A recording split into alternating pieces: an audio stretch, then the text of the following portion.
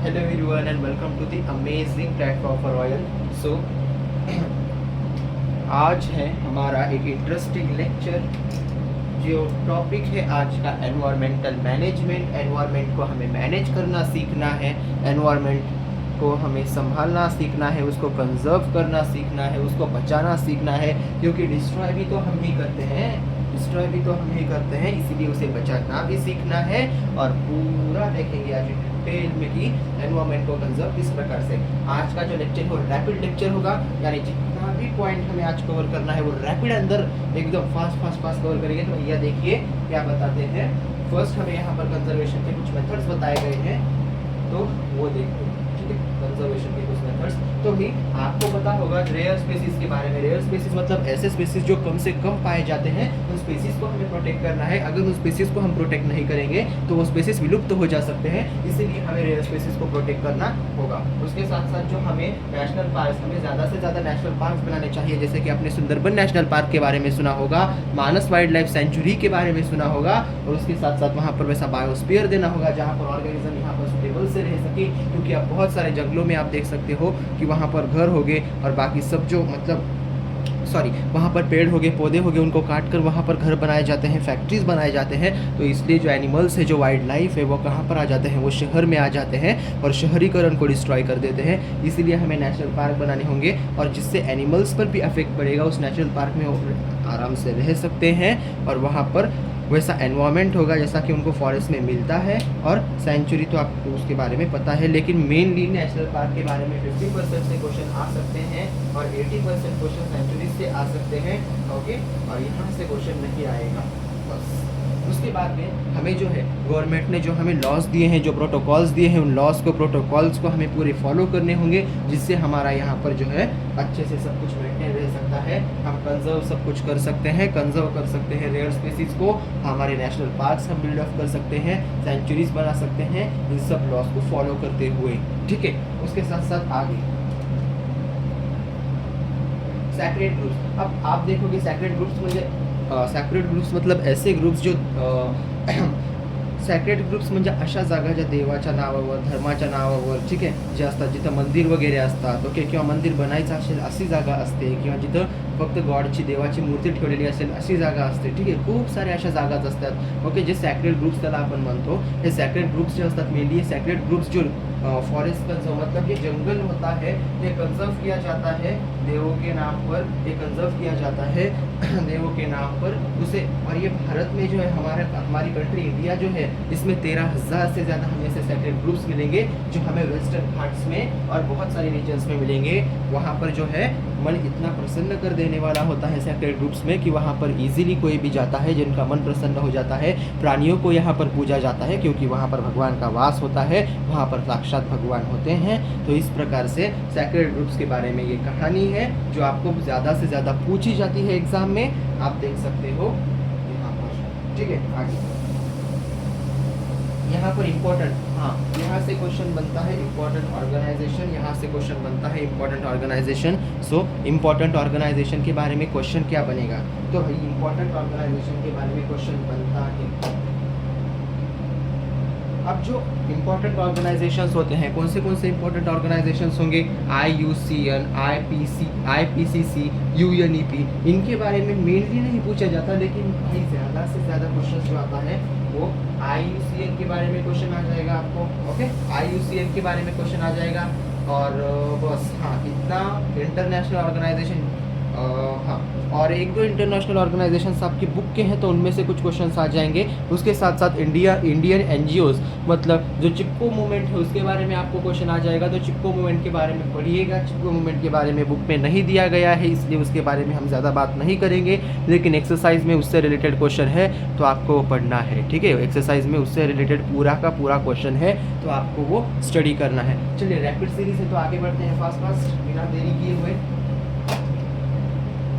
यहाँ पर बायोडाइवर्सिटी के हॉटस्पॉट्स, बायोडाइवर्सिटी के हॉटस्पॉट्स मतलब ऐसी जगह जहाँ पर बायोडाइवर्सिटी, आप देखिए हॉटस्पॉट्स मतलब यहाँ पर आपके मोबाइल के हॉटस्पॉट की बात नहीं की गई है, ऐसी जगहों की बात की गई है जहाँ पर बायोडाइवर्सिटी का वास होता है। अब हम देखेंगे बायोडाइवर्सिटी जो होती है और रिचनेस होती है लिविंग ऑर्गेनिज्म की, और अर्थ पर का बस पहले बहुत सारी जगह थी, लेकिन बस अभी की जगह की बात करें तो 2.3%, यानी 2.3% जगह ही 2.3% जगह ही किसके लिए बची हुई है, अर्थ की ये बायोडाइवर्सिटी के लिए बची गई है। और इंडिया में अगर आप देखोगे भारत देश की अगर आप बात करोगे तो यहाँ पर वेस्टर्न घाट में 1500 एंडेमिक प्लांट के स्पीसीज आपको मिलेंगे नॉर्थ ईस्ट फॉरेस्ट में, ठीक है। सुंदरबंस आपको भारत में मिलेंगे, ओके। इसके साथ साथ यहाँ पर हम जो थ्रेटन स्पीसीज होते हैं उनका यहाँ पर थोड़ा सा क्लासिफिकेशन करेंगे, उनको थोड़ा सा इधर उधर करेंगे और उनके बारे में समझ के लेंगे कि क्या बोलते हैं वो, ठीक है। एक स्पीसीज एंडेंजर्ड स्पीसीज जो डेंजर में है, जो उसे हम बोलेंगे, क्या बोलेंगे, एंडेंजर्ड स्पीसीज, ओके। मतलब जो डेंजर में है, जो विलुप्त होने के पथ पर आ चुके हैं, ओके। रिस्क पर है, जैसे कि monkey tail lion tail monkey, sorry, risk of extinction, मतलब वो विलुप्त हो जाएंगे, ओके, वो विलुप्त हो जाएंगे, ऐसे स्टेज पर है एंडेंजर्ड। रेयर मतलब जो कम से कम बचे हुए हैं, उनकी पॉपुलेशन बहुत कम है, वो एंडेमिक है, जिसका नाम है रेड पांडा। एग्जाम्पल्स पूछा जाता है भाई, और एक दो एग्जाम्पल्स है आगे, ठीक है। और यहाँ पर वल्नरेबल स्पीसीज मतलब ये बहुत कम मात्रा में प्रेजेंट है, ये वेरी फ्यू लेफ्ट, मतलब बहुत कम से कम बचे हुए हैं, और अगर हम इन्हें सूटेबल एनवायरनमेंट नहीं देंगे तो ये भी बहुत जल्द विलुप्त हो जाएंगे। इसका एग्जांपल है टाइगर, और एक होगा इंडिटरमिनेंट स्पीसीज। ये जो स्पीसीज है ये इनसफिशिएंट डेटा इनके बारे में ज़्यादा से ज़्यादा स्पीसीज नहीं होते हैं, ये स्पीसीज शर्मीले होते हैं। ये जो स्पीसीज होंगे ये मतलब इनके बारे में डेटा हम कभी भी उपलब्ध नहीं कर पाएंगे, क्योंकि ये शर्माते हैं। अगर वो ऑर्गेनिज्म को देख ले तो भाग जाते हैं, ह्यूमन को देख ले तो भाग जाते हैं, ये शर्मीले टाइप के होते हैं। इसे हम इंडिटरमिनेंट स्पीसीज बोलते हैं, जिसका बेस्ट एग्जांपल है जायंट स्क्विरल। और आपको मैं बता दूं ये सारे एग्जांपल्स बहुत इंपॉर्टेंट है, मैच द पेयर में, कंप्लीट द स्टेटमेंट में, क्वेश्चन एंड आंसर्स में, सभी जगह पर ये पूछे जाते हैं। और आपके बुक में और एक एग्जांपल दिए गए हैं जो आपको इजीली यहाँ पर लर्न करना है, और इस प्रकार से आपका यहाँ पर ये भी पोर्शन पूरा कंप्लीट हो जाता है। उसके साथ साथ ऑलवेज रिमेंबर के कुछ मेरे पॉइंट्स दिए गए हैं आपको। तो destroying a plant destroying life, मतलब अगर आप प्लांट को डिस्ट्रॉय करोगे तो आप अपनी लाइफ को डिस्ट्रॉय कर रहे हो। Practice afforestation, okay. एफॉरेस्टेशन को आप प्रैक्टिस कीजिए, जो झाड़ मतलब एफॉरेस्टेशन, डिफॉरेस्टेशन और रिफॉरेस्टेशन, ये 3 क्राइटेरियाज है, तो उनके बारे में थोड़ा सा पढ़िए। अभी समझाने का समय नहीं है क्योंकि रैपिड सीरीज चल रही है। और एनवायरमेंटल प्रोटेक्शन मतलब क्या, एनवायरमेंट को प्रोटेक्ट करना है। ह्यूमंस जो सोसाइटी बनाता है, जो डेवलपमेंट करता है, उसके अंदर हमें पेड़ लगाने हैं, पौधे लगाने हैं, पशुओं को हमें जगह देनी है, पशुओं को हमें अच्छे से रहने देना है, ठीक है। Pure air and water, pure air और वाटर ये बहुत इंपॉर्टेंट सोर्स है हमारे इस हेल्थी लाइफ के लिए। अगर अच्छा जीवन चाहिए तो उसमें वो चाहिए, तो भाई इस प्रकार से ये पूरा का पूरा कंप्लीट होता है। मैं आपको बता दूँ फॉरेस्टेशन मतलब क्या होता है, डिफॉरेस्टेशन मतलब पेड़ काटना, ओके, ये आपको पता है। रिफॉरेस्टेशन पेड़ लगाना, फॉरेस्टेशन कमेंट में बताइएगा, होमवर्क होगा। अगर नहीं आता तो कल मैं बता दूंगा। हाँ, अभी ये क्लियर है आपको, ठीक है। तो देखिए, एक सेकंड बस।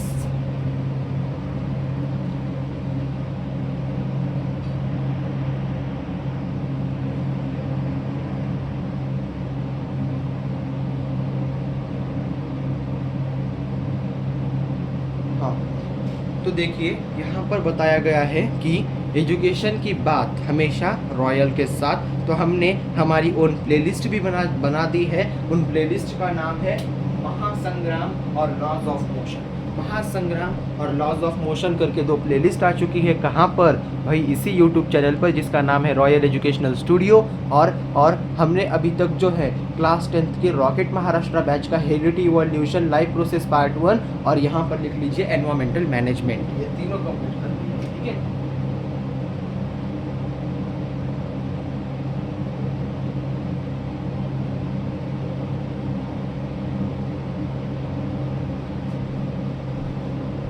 इतना पोर्शन यहाँ पर कंप्लीट हो चुका है। तो भाई पूरे आपको लेक्चर्स देखने हैं। एसएसटी का भी अब वीडियो आएगा, क्योंकि इसका और एक चैप्टर मतलब जो साइंस पार्ट 2 है आपका बायोलॉजी, इसका चैप्टर कंप्लीट करना इंपॉर्टेंट है। और पार्ट 1 के भी 2 चैप्टर्स, क्योंकि यूनिट टेस्ट 2 जल्द आएगी आपकी, इसीलिए महासंग्राम सीरीज़ फिर से लॉन्च होगी। महायुद्ध होगी इस बार लॉन्च, महासंग्राम तो यूनिट 1 के लिए था, महायुद्ध हो जाएगी लॉन्च, उस पर हम पूरा यूनिट टेस्ट का सिलेबस देख लेंगे। तो आज के लिए इतना ही रैपिड सीरीज़ में, ओके। और bye, thank you. Rocket Maharashtra.